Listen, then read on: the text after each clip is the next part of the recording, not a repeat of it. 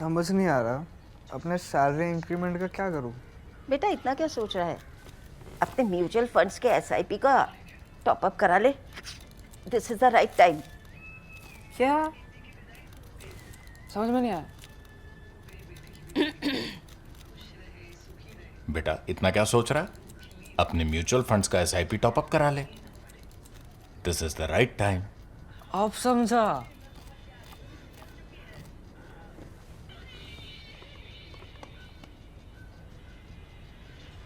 Mutual fund investments are subject to market risks. Read all scheme related documents carefully. नमस्कार, the print में आपका स्वागत है।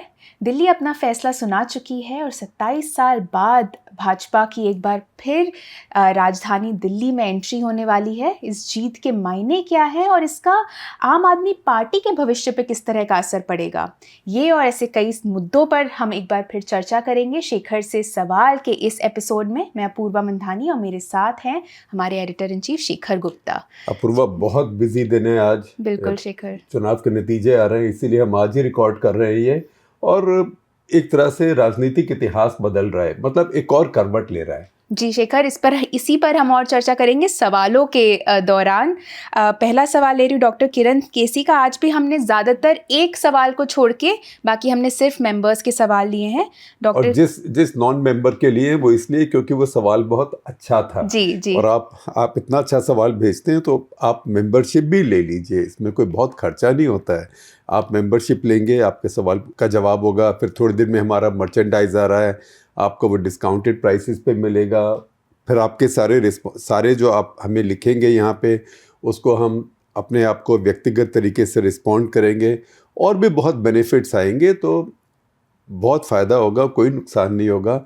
आप मेंबरशिप ले लीजिए, लेकिन फिर भी क्योंकि आपका सवाल इतना अच्छा है इसलिए अभी मैं नाम नहीं बता रहा हूँ। जब हम आगे चलेंगे तो नाम बताएंगे अपूर्वा, ताकि आपको मालूम पड़ जाए। लेकिन आप मेंबरशिप लीजिए, सबसे मेरी गुजारिश है कि मेंबरशिप लीजिए। क्योंकि देखिए, ईमानदार मीडिया चलाना, और वो मीडिया जो ना लेफ़्ट साइड से जुड़ा हो ना राइट साइड से जुड़ा हो, वो आजकल बहुत मुश्किल है।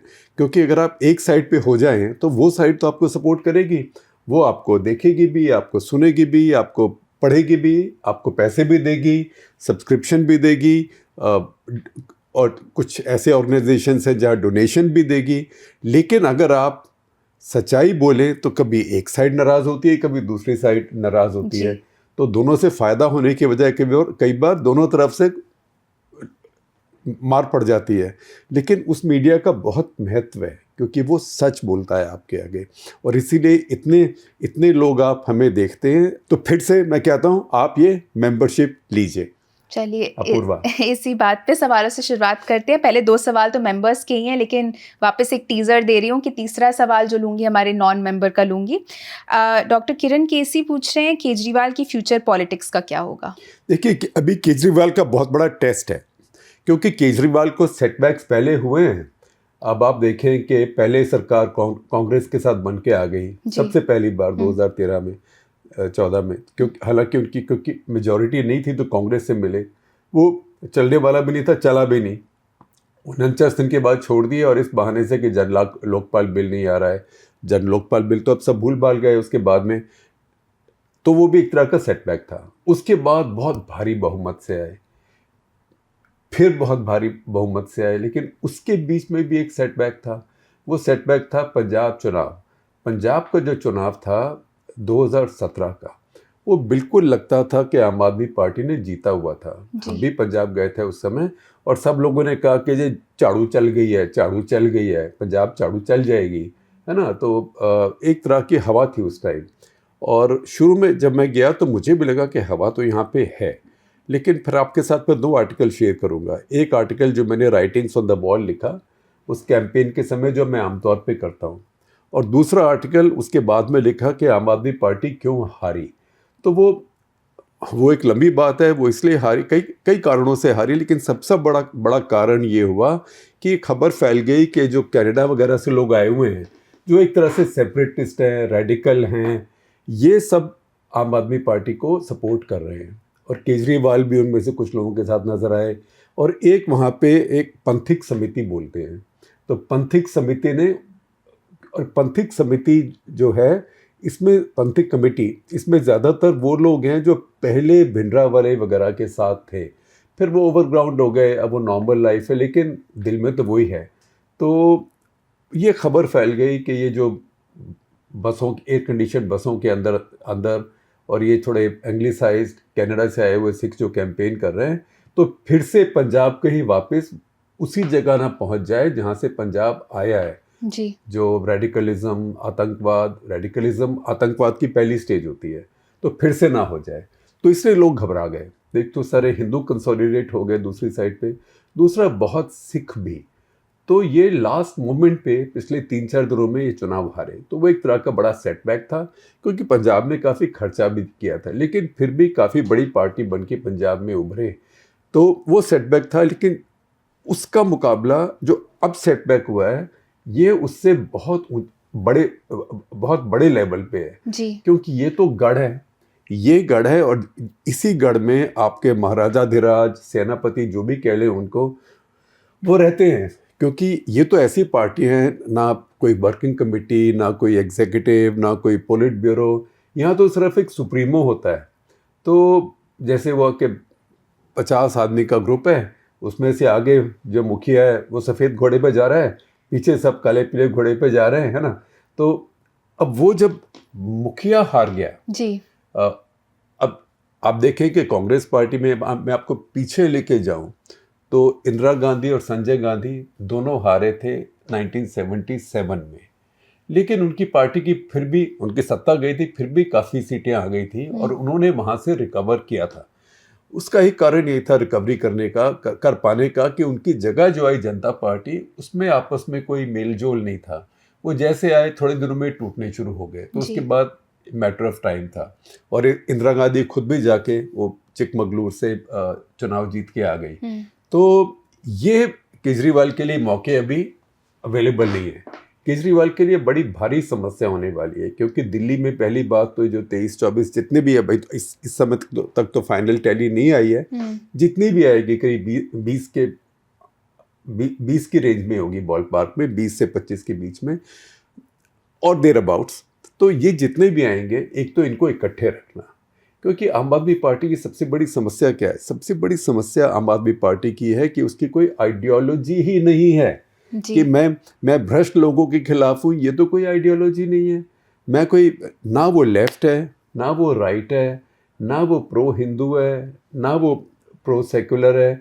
अगर प्रो सेकुलर होते तो शाहीन बाग वगैरह के समय कम से कम कुछ भी नहीं, आपके शहर में सांप्रदायिक दंगे हुए। आजकल के दिनों में 40-50 लोग मर जाना बहुत बड़ी बात है। दशक 60 का, दशक 70 का भारत नहीं है, और दशक 80 का, जहाँ पे एक दंगे में 1000 लोग मर जाएं, 2000 लोग मर जाएं, नेली में हुआ 3500 मर जाएं, दिल्ली में एंटी सिख किलिंग्स हुई 3000 मर जाएं, ये वो भारत नहीं है। इस भारत में जब इतना मीडिया है, सब कुछ लाइव है, 40-50 का कम्युनल राइट्स में मरना बहुत बड़ी बात होती है। उसमें आपकी सरकार है, बोले लॉ एंड ऑर्डर मेरे पास नहीं, पुलिस मेरे पास नहीं, चलो मान लिया, कम से कम आप लोगों को रिलीफ देने पहुंच जाते। आप जाके हाथ जोड़ के बोल देते, भाई देखो मैं लॉ एंड ऑर्डर तो नहीं कर पा रहा हूँ, लेकिन आपके साथ हूँ। बिल्कुल बाहर रहे। तो क्या दिखाता है? ये दिखाता है कि ना सिर्फ पार्टी की आइडियोलॉजी नहीं है, लेकिन पार्टी के कोर बिलीफ भी नहीं है। तो पॉलिटिक्स में इकट्ठे रहना, जब तक कोर बिलीफ ना हो, आप तो तभी इकट्ठे रह सकते हैं जब आपके पास सत्ता हो, स्पॉइल्स हो। अब आपके पास सत्ता भी नहीं है और आपके पास आइडियोलॉजी भी नहीं है। तो अब आप देखेंगे जो जहां मुस्लिम बहुल एरियाज हैं दिल्ली में, वहां भी आम आदमी पार्टी ने इतना अच्छा नहीं किया है, क्योंकि कुछ वोट कांग्रेस को गया है, कुछ वोट ओवैसी को गया है, क्योंकि लोगों को सबको नज़र आया ना, उनका अपना मुस्लिम एमएलए इतने दिन से जेल में, उसके बारे में कभी चू नहीं करते। तो ये हिंदू मुस्लिम तो चलिए सेकुलरिज्म एक बात होती है, लेकिन कोई भी पार्टी हो उसकी कुछ आइडियोलॉजी होती है, और उस आइडियोलॉजी के बेसिस पे उसका एक कोर वोट बनता है। जैसे कि आप कहें समाजवादी पार्टी की क्या आइडियोलॉजी है? समाजवादी तो अब है नहीं, वो लोहियाइज्म तो ख़त्म हो गया, लेकिन उनका यह है कि वो यादव और मुसलमान के लिए बोलते हैं और उनको लेके खड़ा रहते हैं, और जो भी बात हो उनके लिए वो सैक्रिफाइस करने को तैयार रहते हैं और रिस्क भी लेते हैं। तो इस तरह से उन्होंने यादव मुस्लिम वोट बैंक बनाया हुआ है, क्योंकि वो उनके साथ हैं और उनकी कुछ आइडियोलॉजी भी है। ऐसे अगर आप देख लें कि बहुजन समाज पार्टी कि जी उसकी क्या आइडियोलॉजी है। तो उनकी आइडियोलॉजी ये है कि बहुजन एक कॉन्सेप्ट है कि जो इंडिया में बाकी लोग हैं, अपर जो फॉरवर्ड कास्ट जैसे कहते हैं या अपर कास्ट, आजकल जनरल कास्ट ही कह देते हैं, उनके अलावा जो बाकी लोग हैं, बाकी कास्ट के लोग और माइनॉरिटीज़, वो सब मिला के मेजॉरिटी में तो बहुजन है, हम उनके साथ रहेंगे। तो उस तरह से वो एक कोर वोट बनाया गया। आम आदमी पार्टी का कोर वोट कैसे है? जब आपकी आइडियोलॉजी नहीं, आप बना नहीं सकते। आप किसी आइडेंटिटी के लिए नहीं बोल रहे। आप ये नहीं कह रहे कि मैं बनिया हूँ, तो अब मैं अपनी बात नहीं कर रहा, केजरीवाल की बात कर रहा हूँ कि मैं बनिया हूँ तो बनिए मेरे वोटर हैं, क्योंकि बनिए इन एनी केस हैं बहुत थोड़े। या बोलो कि मैं अपर कास्ट का हूँ, या बोलो मैं लोअर कास्ट का हूँ, मैं दलित का हूँ। तो इफ़ यू, जिसको कहते हैं कि आप गंगा गए गंगा राम, जमुना गए जमुना दास, तो वो राजनीति में उसकी यूज़ बाय डेट शॉर्ट होती है जी। और वो तभी चल सकती है कि अगर आप जीतते रहें जीतते रहें जीतते रहें जीतते रहें। अब देखें कितने लोग आम आदमी पार्टी छोड़ के एक तो बाहर ही निकल गए। योगेंद्र यादव भी उनमें से हैं, प्रशांत भूषण उनमें से हैं, कुमार विश्वास हैं, और कुछ काफ़ी ऐसे हैं जो बीजेपी में चले गए। तो ये कोहेशन जो पार्टी का है, जो पार्टी में जो ग्लू है, उसका अब टेस्ट होगा। क्योंकि केजरीवाल खुद भी, जो अपनी पार्टी के अंदर भी सब जानते हैं कि वो एरोगेंट हैं, मीडिया के साथ भी एरोगेंट हैं जी। तो जब तक पावर होती है, सत्ता होती है, तब तक तो आपका अहंकार चलता है। जब नहीं होती है तो मैंने देखा है कि बड़े बड़े नेता जब सत्ता जाती है एकदम विनम्र हो जाते हैं, चेहरे पे मुस्कान, सबको नमस्ते, सबकी फ़ोन कॉल रिटर्न करना, ये सारी बातें आती हैं। तो देखते हैं कि सारी चीज़ें वो बदल पाते हैं कि नहीं। अगर वो बदल पाते हैं, फिर से अपनी पार्टी को रीबिल्ड करने की कोशिश करते हैं, तो मैं ये नहीं कहूँगा कि रीबिल्ड करना संभव नहीं है। ये संभव है क्योंकि वो सब नौजवान लोग हैं जी। केजरीवाल भी, जो भारत के जो पॉलिटिशियंस की आमतौर पे एज होती है उसके हिसाब से काफ़ी नौजवान हैं, तो चाहे तो कर सकते हैं, लेकिन दम लगाना पड़ेगा। क्योंकि जो मोदी सरकार है, मोदी और बीजेपी, ये मैंने एक आर्टिकल लिखा था कुछ समय पहले, उसकी भी कॉपी अपूर्वा आप शेयर कर देना, उसका वीडियो भी आप शेयर कर देना। उसमें कहा था कि BJP thinks Arvind Kejriwal is an idea whose time has come to be destroyed. क्योंकि उनको लगा कि केजरीवाल ने जाके 5 सीटें गुजरात में जीत ली। अब बीजेपी का जो भी हो, बीजेपी के लिए गुजरात वही है जो आम आदमी पार्टी के लिए दिल्ली है। अगर बीजेपी गुजरात में कोई फोर्स ग्रो करती है, क्योंकि नरेंद्र मोदी, अमित शाह, सारी सीटें पार्लियामेंट की, गुजरात उनका बहुत बड़ा गढ़ है। वहाँ पे आम आदमी पार्टी ने जब ग्रो करना शुरू किया, 13-14% वोट ले लिया, हालांकि कांग्रेस से मोस्टली, तो बीजेपी बहुत घबराई और तब फैसला किया कि इनको बिल्कुल ख़त्म कर देना है दिल्ली में। क्यों? क्योंकि वो कल आज का थ्रेट नहीं थे जी। वो कल का थ्रेट भी नहीं थे, वो आने वाले कल का, वो परसों, आने वाले परसों का थ्रेट थे। सो बीजेपी एक सुपर पावर का माइंडसेट है, तो वो डे आफ्टर टुमारो का दुश्मन देख के उसके साथ लड़ाई कर रहे थे। उसको भी छोड़ेंगे नहीं, वो उसको अभी भी कोशिश करेंगे कि उसकी पार्टी तोड़ दें यहाँ पे। और सबसे बड़ा खतरा ये होगा आम आदमी पार्टी को कि उनकी जो पंजाब में सरकार है, पंजाब में सरकार अच्छी नहीं चल रही है। उस सरकार का दिवाला निकला हुआ है, इतना दिवाला निकला हुआ है कि जो उन्होंने वायदे किए थे लोगों से, जैसे कि हर महिला को हम 1000 रुपये देंगे, वो वायदा भी पूरा नहीं कर पाए, नहीं दे पाए हैं। और वही बात बीजेपी ने भी कही कि अब कह रहे हैं कि 2000-2500 आपको दिल्ली में देंगे। देखिए पंजाब में, पंजाब की औरतों का, महिलाओं का जो उधार हो गया है, और उसने कैलकुलेट किया, कांग्रेस वाले कह रहे थे, उन्होंने कैलकुलेट किया, इतनी महिलाएं हैं, 1000 रुपये पर महीना, 36 महीने का आपने दिया नहीं, तो आपने कितने हज़ार करोड़ तो पंजाब के महिलाओं का देना है। पंजाब की सरकार बिल्कुल दिवालिया है, टोटली बैंकरप्ट है। कोई नया आइडिया आया नहीं, कोई नई इंडस्ट्री आई नहीं, जो थोड़ी बहुत है वहाँ पे चुपचाप निकल के वहाँ से जा रही है। तो अब पंजाब की सरकार ठहर पाएगी कि नहीं, और फिर ये जिसको कहते हैं इंग्लिश में टेल वैगिंग द डॉग, के सत्ता और बड़ी पार्टी तो पंजाब में है, नेतृत्व सारा दिल्ली में है। सो कैन दिस टेल वैग दैट डॉग? किसी को मैं कुत्ता नहीं कह रहा हूँ, ये सिर्फ एक कहने की बात है। इसमें पक्की बात है, कुछ हिंदी में भी इसका कोई पर्याय होगा जो मुझे एकदम नहीं समझ आ रहा है, लेकिन ये बहुत बड़ी समस्या आने वाली है। क्योंकि अगर पंजाब में सरकार टूट गई या पंजाब में मान लीजिए वो यूनिट अपने आप को इंडिपेंडेंट डिक्लेयर कर दे कि हम अपने आप में आम आदमी पार्टी हैं, हम दिल्ली वालों की लीडरशिप नहीं मानते हैं, बीजेपी उसकी खूब कोशिश करेगी, और बल्कि इस समय तो कांग्रेस भी उसकी खूब कोशिश करेगी।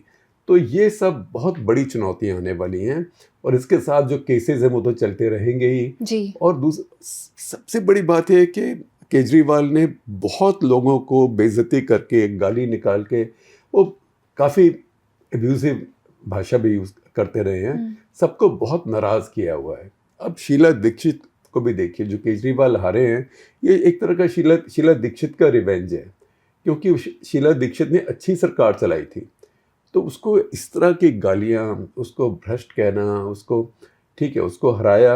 आज जो केजरीवाल जिस मार्जिन से हारे हैं, उससे ज़्यादा वोट तो शीला दीक्षित के लड़के क्या हैं, संदीप दीक्षित के। तो ये सारी बातें हैं, इनसे अब कितना कोई सबक ले सकता है, लेकिन सबसे बड़ा सबक अब अगर लेना है तो ये लेना है कि कोई अगर पॉलिटिकल पार्टी बनाते हैं आप, कोई भी पॉलिटिकल पार्टी हो, उसका कुछ कोर बिलीफ होना चाहिए। बिना कोर बिलीफ के पॉलिटिकल पार्टी लंबी रेस का घोड़ा नहीं हो सकती है। शेखर, दिल्ली चुनावों से जुड़े हमें 2 और सवाल लूँगी मैं। कार्तिक पराशर का सवाल है, क्या हम आम आदमी पार्टी को दिल्ली मेयर का पद खोते हुए देख सकते हैं, क्योंकि वे पहले से ही बहुमत के साथ भी अपने मेयर को इलेक्ट कराने के लिए स्ट्रगल कर रहे हैं? देखिए, अभी कुछ भी हो सकता है। सबसे बड़ी बात तो यह है कि पहले जो इनके एमएलए आएंगे वो इकट्ठे रह सकते हैं कि नहीं, और दिल्ली मेयर, आपकी बात में दम है। मुझे पता नहीं बीजेपी ने इसके बारे में सोचा है कि नहीं, लेकिन बीजेपी एक ऐसी पार्टी है, वो हर चीज़ के बारे में सोचती है जब सत्ता और पॉलिटिक्स की बात हो जी। तो हो सकता है एक बहुत, आप देखिए चंडीगढ़ में बीजेपी ने कितनी कोशिश करके फिर क्रॉस वोटिंग करा के छोटी सी जगह में अपना मेयर लगवा दिया, तो ये दिल्ली में क्यों छोड़ेंगे? तो और ये देखिए, इसका असर पड़ेगा म्यूनिसिपल कॉरपोरेशन में भी। जो आम आदमी पार्टी के कॉरपोरेटर्स हैं, जब आपका सबसे बड़ा सुप्रीमो हार गया और आपके दिल्ली में मेन सत्ता चली गई, तो उनकी क्या, और आइडियोलॉजी है नहीं, तो उनकी क्या कमिटमेंट है आपसे? देखो, समझने की बात है कि 1984 में बीजेपी की कितनी सीटें आई थी, आपको याद है? आपको याद है? नहीं। 2 सीटें आई थी, 2 सीटें। जब राजीव गांधी की 413 सीटें आई, बीजेपी की 2 सीटें आई, बीजेपी की 2 सीटें आई, मेरे ख्याल जनता पार्टी की 10 सीटें आई, और कोई सोशलिस्ट थे, कौन थे, उनकी 3 सीटें आई। तो राजीव गांधी ने कहा ऑपोजिशन के लिए हमने 10+2+3 सिस्टम डिक्लेयर कर दिया है। उस टाइम में आपको याद है, कॉलेज स्कूलिंग का 10 साल का स्कूल, 2 साल का सीनियर स्कूल, हायर सेकेंडरी जो भी कहते हैं, या इंटरमीडिएट, और 3 साल कॉलेज, 10+2+3 सिस्टम था। तो राजीव गांधी ने कहा 10+2+3 सिस्टम ऑपोजिशन के लिए हमने कर दिया है। जब वो 2 सीटें आई बीजेपी की, जिसमें वाजपेयी भी हार गए थे चुनाव, वाजपेयी हारे थे माधवराव सिंधिया से ग्वालियर में, मैं वो चुनाव कवर करने गया था, और ज़िंदगी में पहली बार मैंने शर्त लगाई कोई चुनाव के ऊपर, और मैं हार गया। अच्छा। उसके बाद से मैंने कभी नहीं लगाई, और शर्त भी क्या लगाई थी, ये 1984 की बात है, मैं भी 27 साल का था। हालांकि मतलब कोई कम एक्सपीरियंस होना या यंग होना कोई एक्सक्यूज़ नहीं है, नहीं तो पूर्वा रोज़ मुझे कुछ एक्सक्यूज़ दे देगी, लेकिन ठीक है, उस समय तजुर्बा नहीं था। तो ये लगा कि अरे हो कैसे सकता है कि वाजपेयी हार जाए जी। और फिर वहाँ ग्वालियर में तो साफ बात हुई, राजा और रंग की लड़ाई है ना, और राजा और रंग की लड़ाई में तो रंग ही जीतता है हमेशा। और वाजपेयी जी का बड़ा इतिहास था कि बहुत गरीब घर से थे ग्वालियर। हम उनके घर गए जहाँ उनकी बहन वगैरह थे, बिल्कुल ही गरीब घर था वहाँ। जैसे वो गोबर से जो पोत के फर्श था, एक तरफ हैंड पंप था, वहाँ पे चूल्हे में खाना बन रहा था, बिल्कुल ही गरीब सिंपल घर था उनका। और पूरी कहानी के कैसे वो होनहार थे, वहाँ पे उनको कॉलेज जाना था, कॉलेज जाने के लिए पैसे नहीं थे, तो महाराजा ग्वालियर जो थे माधवराव सिंधिया के पिता, उन्होंने उनको स्कॉलरशिप दी, उनको वजीफा दिया, उससे पढ़ने गए। अब उनको ग्वालियर की सीट दी गई, तो माधवराव सिंधिया से मुकाबला था। तो हमने कहा ये हो ही नहीं सकता कि ये प्रिंस जीत जाए, इसके आगे रंग ही जीतेगा। तो तबलीन सिंह थी वहाँ पे, वो मेरे ख्याल, मुझे अगर याद करे ठीक है, तो टेलीग्राफ के लिए काम करती थी। वो मेरे से कुछ सीनियर हैं, तो किसी की एज गेस नहीं करनी चाहिए, पर मुझसे कुछ सीनियर है। तो उन्होंने कहा कि ये तो साफ है, बहुत मेजॉरिटी से सिंधिया जीतेगा। हो ही नहीं सकता वाजपेयी जीतेंगे। और वाजपेयी का उस टाइम थोड़ा सिंपैथी का भी था, वो मेहसाना गए हुए थे, वहाँ पे गिर गए थे तो उनके पाँव में फ्रैक्चर था, तो बल्कि वो कह रहे थे my foot against their hand. Congress party का हाथ होता है ना, जो जैसे वाजपेयी जी का स्टाइल है, पर हार गए वो बहुत जोर से और काफ़ी मेजॉरिटी से हारे, काफ़ी नंबर से हारे। तो ऐसी हालत में बीजेपी थी, इसलिए मैं आपको इतनी कहानी बता रहा हूँ कि 2 रह गए जब बीजेपी के, लेकिन बीजेपी में से कोई छोड़ के नहीं गया, सब वहाँ पे रहे और लगे रहे। फिर राजीव गांधी ने अपनी गलतियाँ शुरू कर दी, पहले शाहबानो केस हुआ, फिर ये सलमान रुश्दी की किताब बैन हुई, तो बीजेपी ने उसका फ़ायदा उठा के अब माइनॉरिटी अपीसमेंट की बात करके दबादब शोर शराबा शुरू कर दिया। और उसके बीच में बोफर स्कैम आ गया, फिर एक वो सबमरीन स्कैम आ गया, फिर कुछ ना कुछ निकाल के इधर उधर, इतना जिसको कहते हैं कि इतनी हवा ख़राब हुई कि राजीव गांधी की मेजॉरिटी गई और उसके बाद से कांग्रेस पार्टी की कभी मेजॉरिटी नहीं आई। लेकिन उसके पहला उसका जो प्री रिक्विजिट था, रिक्वायरमेंट थी, पहली जो उसमें कंडीशन थी वो ये थी कि पार्टी में से कोई छोड़ के नहीं गया। क्यों छोड़ के नहीं गया? इसलिए छोड़ के नहीं गया क्योंकि पार्टी की आइडियोलॉजी थी जी। और आइडियोलॉजिकल बिलीफ था। अब आप देखें कि लेफ्ट पार्टी बुरी हालत है, एक स्टेट है उनके पास में भी, बाकी सब छोड़ गए, सब हार गए। वेस्ट बंगाल उनके पास नहीं है, तमिलनाडु में 2-4 सीट आ जाती है वो डीएमके की वजह से, और कहीं नहीं है कुछ भी। लेकिन उनके जो पार्टी के नेता हैं वो तो छोड़ के नहीं जाते ना, वो तो रहते हैं क्योंकि उनकी आइडियोलॉजी है। कांग्रेस पार्टी के में वीकनेस हैं, कमजोरियां हैं, तो काफ़ी लोग छोड़ जाते हैं, फिर भी काफ़ी रहते हैं, बार बार हार के भी रहते हैं, क्योंकि चाहे कितनी भी वीक हो गई हो, कितनी भी कमज़ोर हो गई हो, लेकिन आइडियोलॉजी है, क्योंकि आइडियोलॉजी आपके लिए इमोशन लाती है। आम आदमी पार्टी में आइडियोलॉजी नहीं है। मैं बार बार यही बात कह रहा हूँ कि पॉलिटिक्स एक टची फीली चीज़ होती है। पॉलिटिक्स सिर्फ ट्रांजैक्शनल नहीं होती, तू मुझे वोट दे मैं तेरे को पैसे दूंगा, अच्छा वो ज़्यादा दे रहा है तू उसको मत देना, मैं तेरे को और दे दूंगा, सिर्फ ये नहीं होता। पॉलिटिक्स दिल से भी होती है, और वो जो चीज़ है वो आम आदमी पार्टी में अभी लैकिंग है। शेखर, अगला सवाल बीजेपी से जुड़ा लूंगी। अब आम आदमी पार्टी पे हमने काफ़ी चर्चा कर ली। भाविक गांधी का सवाल है, यही हमारे नॉन मेंबर जिनका मैं सवाल ले रही हूँ। बोल रहे हैं 2024 के लोकसभा चुनाव के बाद से भाजपा ने सभी चुनाव जीते हैं, ये पार्टी और उसके नेतृत्व के बारे में क्या बताता है? वो बोल रहे 2024 में भाजपा का वोट शेयर लगभग 2019 के बराबर ही था। क्या सभी पंडितों ने भाजपा की हार को, वो बोल रहे red too much into it, और वो एक कॉन्फर्मेशन बायस की भी बात कर रहे हैं? नहीं, देखिए ऐसे है कि पहली बात का जवाब देता हूँ, और उसके पहले मैं आपको कहता हूँ भाविक जी आप मेंबर बनिए। आप इतने अच्छे प्रश्न पूछते हैं, फिर बार बार भेजेंगे, हम नहीं ले पाएंगे आपसे, तो फिर क्या फ़ायदा है। इसलिए आप मेंबर बन जाइए। कोई मेरे ख्याल 199 ही सिर्फ लगते हैं, है ना, तो कोई इतनी बड़ी बात भी नहीं है। अब आपकी बात बताता हूँ। बीजेपी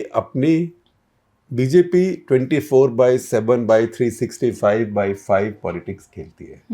तो 24 घंटे हर 7 दिन साल के, वो तो बेचारा लार्सन टूब्रो वाला ने 90 घंटे कह दिया था तो मुसीबत हो गई, लेकिन ये 7 दिन 24 घंटे काम करते हैं, 168 घंटे महीने हफ्ते में काम करते हैं, और 365 दिन साल के, और 5 साल तक हर साल, मतलब लगातार पॉलिटिक्स ही करते हैं, कुछ खास इंटरेस्ट और नहीं है। और वो उसमें सत्ता जाने वाली थी, उनको नज़र आ गया कि अगर 20 सीटें और कम आती तो सत्ता जा सकती थी, और सत्ता अगर जाती तो स्टेक्स इतने हाई है, मालूम नहीं क्या होता। तो उसके बाद से वो एकदम लग गए। ये मैं कहूँगा कि महाराष्ट्र भी हार्ड वर्क था, लेकिन अगर आप देखें जो काम इन लोगों ने किया हरियाणा में, उनको पता था कि हरियाणा चुनाव वो हारने वाले हैं, कांग्रेस पार्टी बहुत मजबूत थी वहाँ पे, लेकिन इतनी इंजीनियरिंग की वहाँ पे, इतने वहाँ पे इंडिपेंडेंट खड़े कराए गए, इतने वहाँ पे मायावती के लोग मैनिका तक खड़े कराए गए, लेकिन अक्लमंद को इशारा काफ़ी होता है।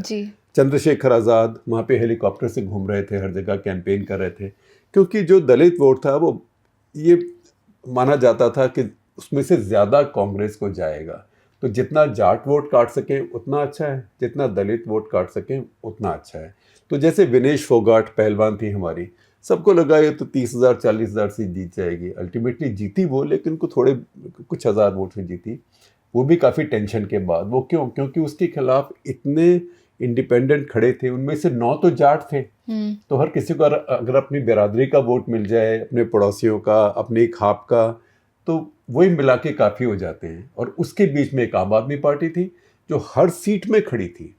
अब आप देखें कि ये एक तरह से टिट फॉर टैट भी हुआ है कि जितने बड़े नेता आम आदमी के पार्टी के हारे हैं, जी। अरविंद केजरीवाल, मनीष सिसोदिया, सौरभ भारद्वाज, सोमनाथ भारती, जो हमारे कॉन्स्टिट्यूंसी के एमएलए थे और काफ़ी पॉपुलर थे, ये जितने भी हारे हैं, जितने वोटों से हारे हैं, उससे ज़्यादा वोट इनकी कॉन्स्टिट्यूंसी में कांग्रेस पार्टी के उम्मीदवार के आए हैं।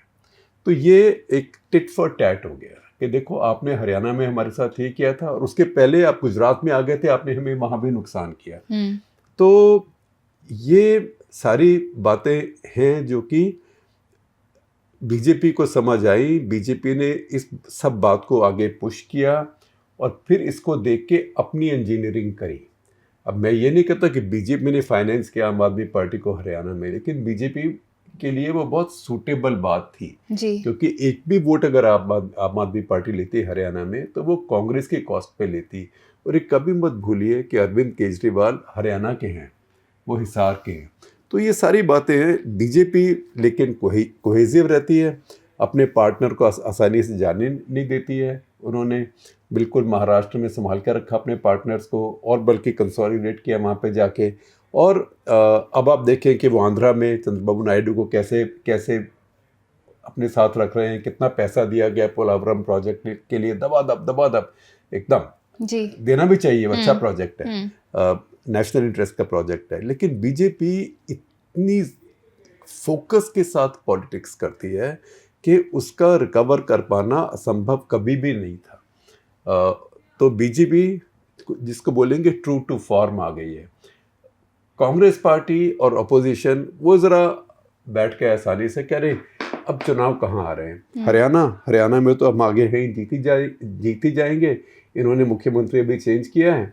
और महाराष्ट्र में अब देखिए ना, जो अभी पार्लियामेंट इलेक्शन आया है उसको अगर आप असेंबली कॉन्स्टिट्यूंसी में ट्रांसलेट करें फिर तो हम जीत गए। तो वो ज़रा पीछे बैठ गए थोड़े दिन आराम कर लेते हैं फिर कैंपेन करेंगे। बीजेपी कभी थोड़ी देर बैठ के आराम करके फिर कैंपेन में नहीं आती है, बीजेपी हमेशा कैंपेन में रहती है। तो ये एक काफ़ी महत्वपूर्ण बात है जो कि हमें समझनी चाहिए। जहाँ तक आपकी बात है कि पंडित लोगों ने क्या ज़्यादा ओवर इंटरप्रेट किया 2024 का पार्लियामेंट इलेक्शन, मैं कहूँगा नहीं। अब ठीक है, जिनकी रही भावना जैसी, प्रभु मुहूर्त देखी तीन तैसी, वो तो एक अलग बात है। अगर आप हैं ही एक तरफ या दूसरी तरफ आप वैसे देखेंगे। लेकिन ये परसेंटेज वोट की बात नहीं होती, बात ही होती है कि आपको वोट कहाँ मिले जी। तो अपोजिशन जैसे कांग्रेस पार्टी है, कांग्रेस पार्टी के पहले 20% वोट आते हैं, अभी मेरे ख्याल 21-21% आए थे। लेकिन 20% में 44 से 52 सीटें आई, एक बार 44 से एक बार 52। लेकिन 21-22% में 99 कैसे आ गई?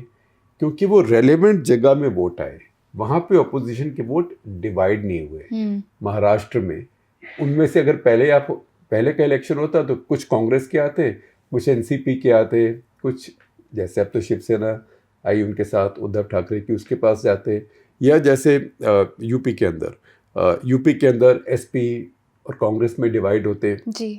इस बार डिवाइड नहीं हुए। तो जो कांग्रेस के वो, और कांग्रेस ने हर जगह कंटेस्ट नहीं किया, तो क्योंकि कांग्रेस ने हर जगह कंटेस्ट नहीं किया और जो अपोजिशन पार्टीज ने हर जगह कंटेस्ट नहीं किया, तो उनको वोट वहाँ आया कॉन्सेंट्रेटेड जहाँ पे वो थे और अपोजिशन का कोई और नहीं था।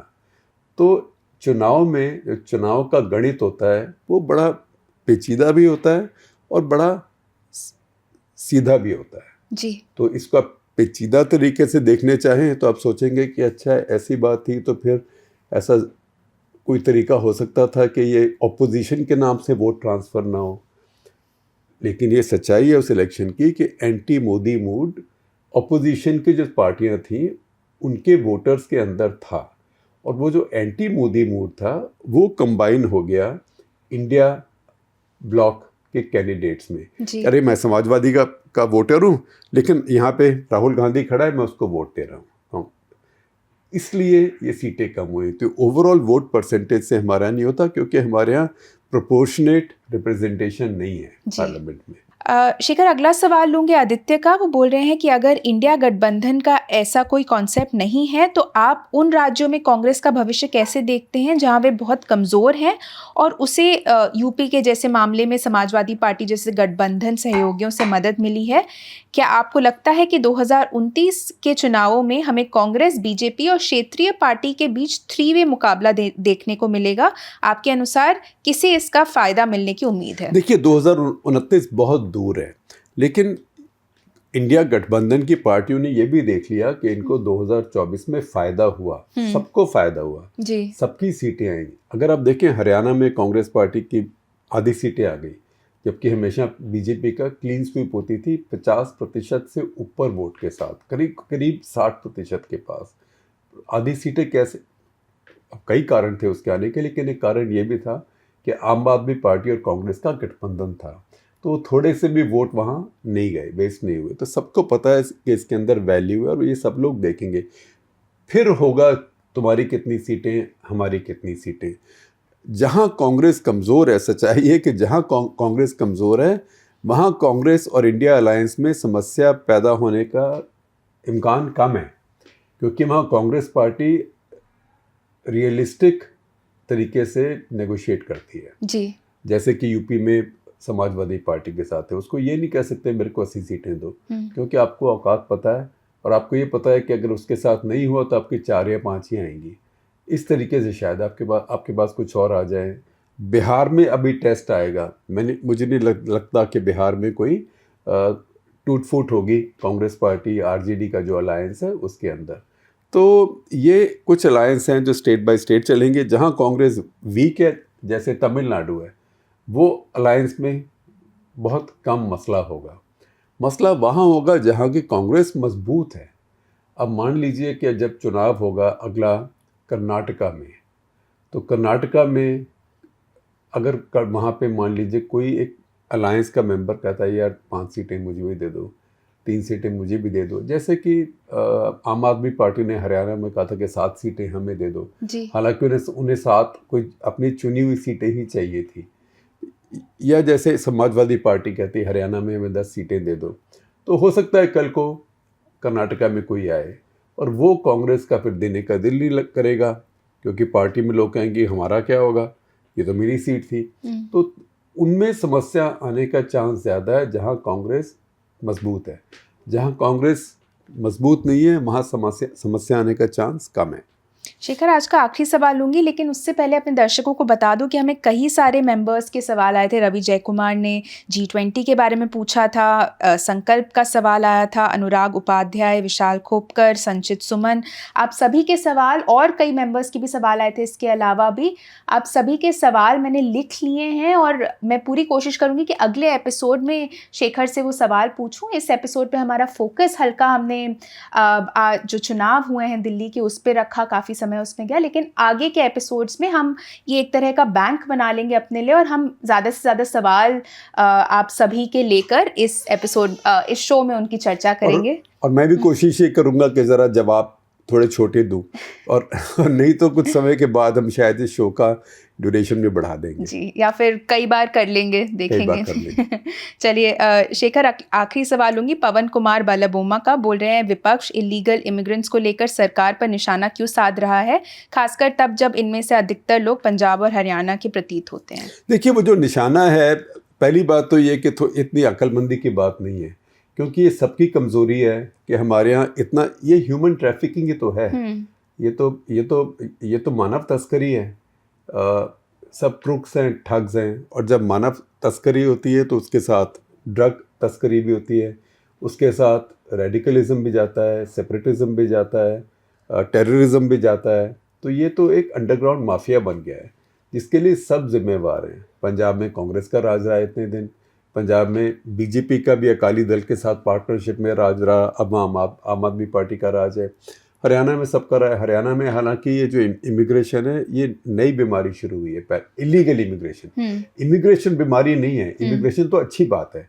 अगर आप जा रहे हैं अपने आप क्वालिफिकेशन के साथ, नौकरी मिल रही है, हम सब लोग कितना सेलिब्रेट करते हैं। सत्या नडेला है, सुंदर पिचई है, कितना सेलिब्रेट करते हैं। इंदिरा नूई है, अजय बांगा है, क्योंकि वो लीगल इमिग्रेंट्स हैं। समस्या आती है इलीगल इमिग्रेंट से। तो प्रोटेस्ट जो अभी हो रही है वो ज़्यादा इस बात पे हो रही है कि जिस तरीके से इनको लाया गया, कि उनके हथकड़ियाँ पहना के, पाँव में जंजीर डाल के और मिलिट्री के जहाज़ में उनको लाए। अब जैसे जयशंकर ने कहा पार्लियामेंट में कि 2009 से 16,000 लोग वापस लाए जा चुके हैं। सब जहाज़ पे ही आते हैं, अमेरिका से तो कोई स्लो बोट लेके आएगा नहीं, तो जहाज़ पे ही आते हैं। तो वो लोग तब चार्टर करते थे सिविल प्लेन्स, उनको भेज देते थे और वो आके यहाँ इंडिया में उतर जाते थे और अपने घर चले जाते थे। ट्रंप ने मिलिट्री के जहाज़ भेजे क्योंकि उसने अपने कैंपेन में ये बहुत बड़ी बात बोली थी कि इमिग्रेंट्स को वापस भेजूंगा जी। और जूते मार मार के तो मैं उसको सिंप्लीफाई कर रहा हूँ, पर ये कि मैं पकड़ के एकदम भेज दूंगा। और उन्होंने ये वीडियो रिलीज़ किए हैं सारे, तो उसको भी अपने वोटर को ये दिखाना है। तो मैं सोचता हूँ कि इसके बाद जो प्रतिक्रिया हुई है, पार्लियामेंट में हुआ है, कोई तरीका निकाला जाएगा कि जो आगे आएंगे वो चार्टर में आए, क्योंकि आएंगे तो बहुत अभी, क्योंकि अभी जिन लोगों की सारी लीगल प्रोसेस ख़त्म हो गई है और जिनकी डिपोर्टेशन ऑर्डर हो चुकी है वही करीब 18,000 है। तो अगर एक जहाज़ में 100 कुछ आए तो आप सोचिए कि कितने जहाज़ आएंगे 18,000 को लाने के लिए।